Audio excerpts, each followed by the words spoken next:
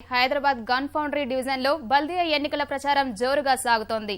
కాంగ్రెస్ భాజపా అభ్యర్థులు ఒకే కుటుంబం నుంచి బరిలో దిగడం ఆసక్తికరంగా మారుతోంది. మాజీ మంత్రి ముఖేష్ గౌడ్ తమ్ముడి భార్య సరిత భాజపా అభ్యర్థిగా పోటీలో ఉన్నారు. ముఖేష్ కూతురు సైతం ఇదే డివిజన్లో అదృష్టాన్ని పరీక్షించుకుంటున్నారు. బరిలో ఎవరున్నా విజేతలెవరనేది ప్రజలే నిర్ణయిస్తున్నారంటున్న సరితతో మా ప్రతినిధి రమ్య ముఖాముఖి. తల్లి కూతుర్ల పోరుకు వేదికైంది గన్ ఫౌండరీ డివిజన్. పిన్ని సరిత బీజేపీ నుంచి పోటీ చేస్తుండగా కూతురు వరుస అయ్యే శిల్ప కాంగ్రెస్ నుంచి బరిలోకి దిగుతున్నారు.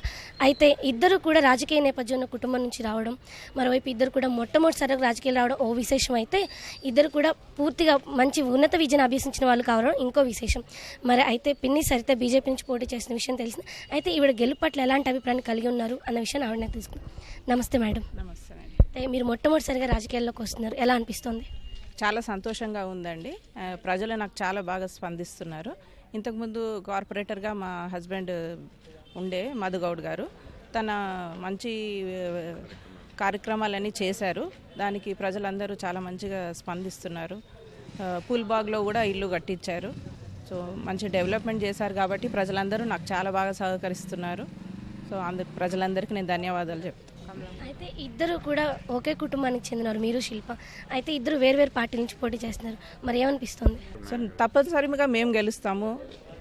వాళ్ళ ప్రయత్నం వాళ్ళు చేస్తారు, నా ప్రయత్నం నేను బీజేపీ నుంచి, నేను మోడీ గారి ఆశయంతో నేను బీజేపీలో ఒక పార్టీలో చేరాను. సో నాకు ప్రజల స్పందన మంచిగా ఉన్నది. తప్పకుండా నేను భారీ మెజారిటీతో గెలవాలని ఆశిస్తున్నాను. గన్ ఫౌండరీ డివిజన్ ప్రజలందరూ నా వెంటనే ఉన్నారు. అయితే ఈసారి విద్యావంతులు ఎక్కువ మంది వచ్చారు కార్పొరేటర్లుగా, మీరు కూడా బాగా చదువుకున్న వాళ్ళు. ఎలా అంటే విద్యావంతులు రాజకీయాలకు రావడం ఎంతవరకు మంచిదంటారు? చాలా మంచిదండి. మహిళలు వచ్చినందుకు నేను చాలా సంతోషిస్తున్నాను.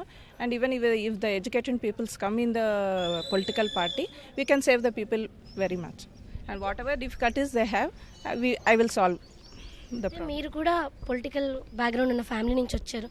సో మీకు ఇక్కడ ప్రజలతో ఉన్న సంబంధం ఎలాంటిది, అలాగే ఇక్కడ సమస్యలు మీరేం గుర్తించారు? సమస్యలు అంటే డ్రైనేజ్ చాలా ప్రాబ్లం ఉందండి. వాటర్ ప్రాబ్లం ఉంది, డ్రైనేజ్ ప్రాబ్లం ఉంది. కొంతమంది ఓల్డ్ పీపుల్ ఉన్నారు, సో వాళ్ళకి పెన్షన్ ప్రాబ్లమ్స్ కూడా ఉన్నాయి. సో ఈ ప్రాబ్లమ్స్ అన్నీ నేను నిన్న పాదయాత్రలో వాళ్ళందరూ చెప్పారు.